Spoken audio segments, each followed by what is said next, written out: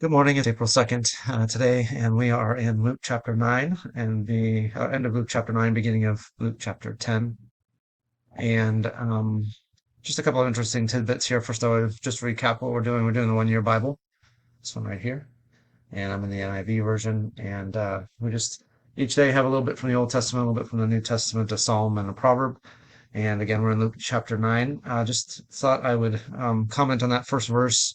Some interesting tidbits in this little section, but something I thought was interesting as I read it this morning. As the time approached for him to be taken up to heaven, Jesus resolutely set out for Jerusalem. I've heard that emphasized before from Dr. Bookman in particular. He would say that Jesus set his face towards Jerusalem, I think is the King James version of that. And he is not wavering from his mission. He knows that he has just probably weeks left to live here.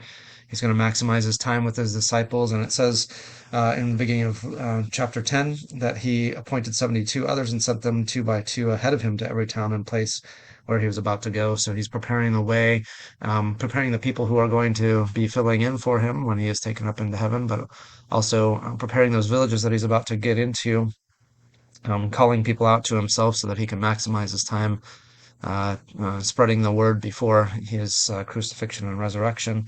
And I just think it's good strategically to understand that Jesus was resolute, that he had a plan, that he was going to follow that plan, and that he was going to involve people and maximize the effort by spreading out the workload here.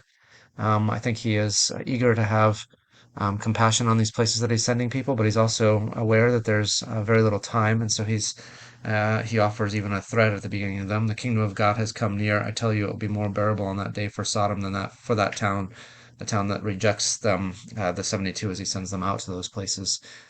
So I think it's good to see Jesus in that light of somebody who was determined, set on course, but also trying to maximize the time and minimize the amount of waste of time too, as his disciples are going out into these places to call people to himself. So just that small thought for today from Luke chapter 9.